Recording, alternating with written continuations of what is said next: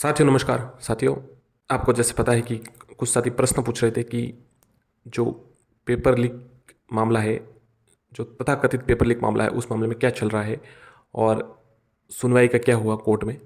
तो साथियों, जैसी जानकारी मिली है, सुनवाई सरकार ने, यदि भी जो विज्ञान साय उनके वकील है, उन्होंने जो 27 को भी केस लिस्टेड हुआ था, 28 को भी हुआ था, अपना रिप्ले पेश कर दिया है, परंतु उस मामले में बहस हो नहीं पाई और सुनवाई बिल्कुल नहीं हुई है अभी तक।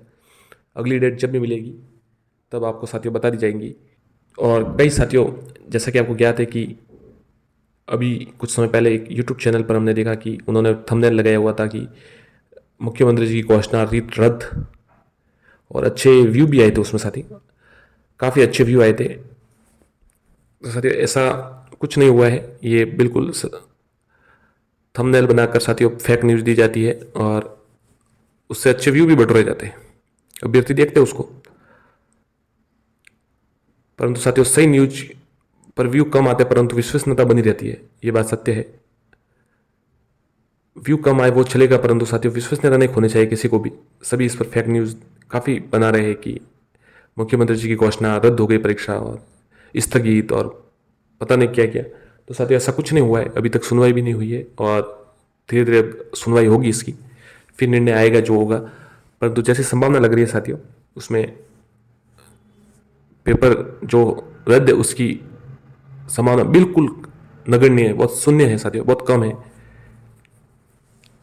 यदि भी हम भविष्य के गर्भ में नहीं देख सकते क्या उसमें है, परंतु ये बात सत्य है कि साथियों उसकी संभावना बहुत ही कम है आज की तारीख में अगर देखते हुए, क्योंकि जो काफ़ी लोग पकड़े भी गई है और जो अभ्यर्थी ने दी है परीक्षा, जिन्हें पेपर पास पहुंचा, वो भी पकड़े गई है ज़्यादातर। आगे जांच हो रही है साथियों और उस पर निर्भर रहता है क्या होगा, परंतु अभी तक ऐसी कोई संभावना नहीं दिख रही है। इसके अतिरिक्त साथियों, जो बीएड बीएसटीसी वाला मामला है, उसमें साथियों अब वापस से शुरुआत से केस सुने जाएंगे और वापस बहस होगी।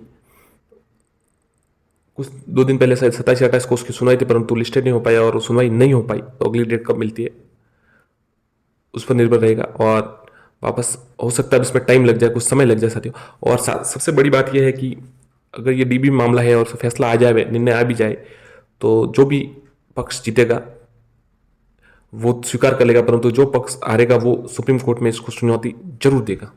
तो इससे ये मामला काफ़ी लंबे समय तक अटक सकता है।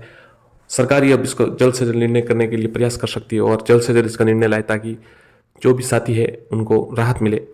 अगर बीएड धारी साथियों को शामिल किया जाए तो उनके लिए भी अच्छी बात है, अगर नहीं किया जाए तो बीएसटी धारी के लिए अच्छी बात है। परंतु अब किसी का पक्ष नहीं लिया जा सकता कि कौन सा पक्ष मजबूत है, कौन सा पक्ष कमजोर है, क्योंकि जो बीएसटी धारी साथी है वो काफ़ी समय से धरने कर रहे हैं और उन्होंने काफ़ी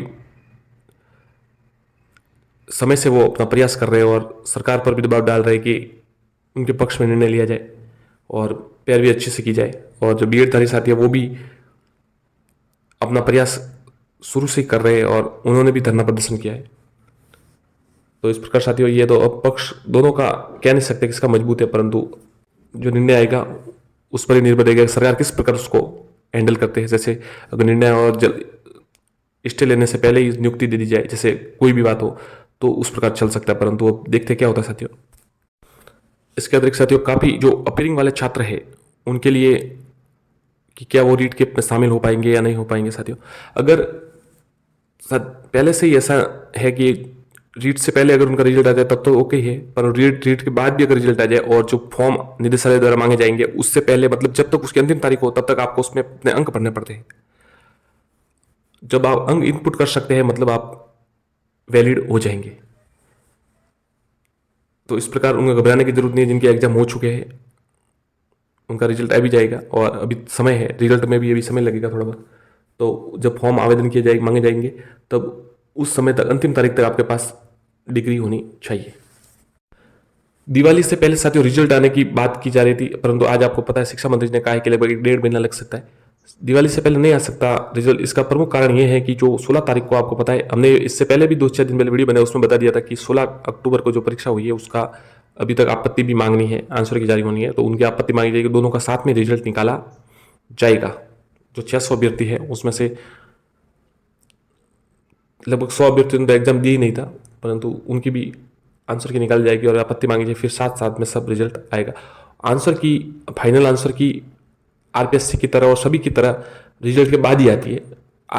बोर्ड ने पहली बार जब 2018 में करवाई थी तब साथ साथ ही निकाली थी, उसके बाद थोड़ी समय बाद निकाल दी थी, हाथों हाथ ही, मतलब समझ सकते साथ साथ ही थी, तो आंसर की उसके साथ ही आएगी। कट ऑफ साथियों, जैसे आपको पता है सभी के अंक कम हुए, काफी अभ्यर्थियों के कम हुए, तो हो सकता है कट ऑफ पर इसका प्रभाव पड़े, परंतु जो बोनस मिल जाएंगे उससे जो पहले वाली कट ऑफ थी उस हिसाब से ही, उससे कुछ थोड़ा बहुत कम रह सकता है, आप मान सकते हैं, परंतु इससे ज़्यादा कुछ प्रभाव नहीं पड़ेगा, क्योंकि कई अभ्यर्थियों के जो डाउटफुल क्वेश्चन है वो बोनस मिल सकते हैं, बिल्कुल मिल सकते सर।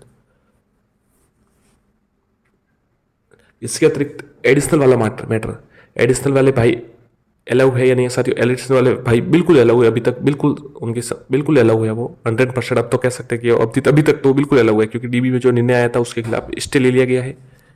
जो स्टे ले लिया गया है वो सिर्फ पोस्टिंग के जो अभ्यर्थी है उनके लिए नहीं है, पोस्टेड उनके लिए, वो सभी पर लागू होगा, भले किसी से भी आपने एडिशनल की हो। तो अभी तो साथी जो एडिशनल साथी है बिल्कुल अलाउ है, उसकी अगली सुनवाई जल्द होगी, क्योंकि जब स्टे आ चुका है तो साथियों अब इस मामले में बहस होगी, सुनवाई होगी, दोनों पक्ष रखे जाएंगे, फिर अंतिम निर्णय आएगा। ऐसा ही मामला आपको पता है जब मनीष मोहन बोरा केस था, सेम सब्जेक्ट का मैटर बीए बीएड और रीट में, तो उसमें डीबी ने फैसला दिया था कि सेम सब्जेक्ट होना आवश्यक है, परंतु आप साथ साथ साथ समझ सकते हैं कि भूतकाल में कोई नहीं जा सकता, जिन्होंने कॉलेज ले लिए थे, जो कॉलेज लिए थे उसमें वो सब्जेक्ट हो या ना हो वो सरकार के हाथ में था, उस फैकल्टी के हाथ में था, किस प्रकार जो फैकल्टी दी जाएगी उसी से अभ्यर्थी करेगा, उसे जो अलॉट हुआ है, तो इस प्रकार वापस भूतकाल में तो जाया नहीं जा सकता, इसलिए सरकार ने उस पर स्टे ले लिया और अभी उसी के अनुसार सभी को नियुक्ति दे दी गई थी 2018 में, आप मान सकते, आप समझ सकते हो उस बात को। जबकि एडिशनल में तो भी एफिडेविट लिया था, परंतु इसमें तो एफिडेविट भी नहीं लिया गया था, वो मामला अभी सुप्रीम कोर्ट में पेंडिंग है। इस प्रकार साथियों एडिशनल पर भी अगर हो सकता है लंबी सुनवाई चले और इस प्रकार सरकार चाहे तो इस प्रकार उन्हें शामिल किया जा सकता है, पूर्ण सरकार पर निर्भर रहेगा, सरकार इस पर किस प्रकार फैसला लेती है। इसके अतिरिक्त साथियों कुछ साथी ईडब्ल्यूएस के बारे में प्रश्न पूछ रहे थे। ईडब्ल्यूएस जो सर्टिफिकेट है साथियों, आपने यदि अब जैसे जो फॉर्म ईडब्ल्यूएस में हमेशा ज़्यादातर आप मान सकते हैं कि लेटेस्ट ही मांगते हैं, जैसे जो अब अगर करवाया जाए वेरिफिकेशन तो इसी साल का जो अभी बना है वो आपसे मांगा जाएगा, लेटेस्ट मांगते हैं, संभावना यही रहती है। तो कई साथी पूछ रहे उन्होंने उस समय ईडब्ल्यूएस से भरा था, ईडब्ल्यूएस नहीं था और जनरल से भरा था, अब क्या ईडब्ल्यूएस से भर सकते? तो सर निदेशालय के समय जब आप भरना चाहें तो आप भर सकते हैं ईडब्ल्यूएस से, परंतु आपके पास जब वेरिफिकेशन तो सर्टिफिकेट होना बहुत आवश्यक है, नहीं तो आपको फिर जनरल में भी शामिल, सर्टिफिकेट के अभाव में आपको उसमें शामिल नहीं किया जाएगा। इसलिए ईडब्ल्यूएस अगर आप योग्यता रखते हैं, आप 5 जो शर्त है उनको अंदर आते हैं, आप अगर मायने उसके अंदर आते हैं तब आप जरूर ईडब्ल्यूएस भरें और ईडब्ल्यूएस सर्टिफिकेट जरूर बनाएं। और कोई प्रश्न हो तो जरूर पूछे। धन्यवाद साथियों।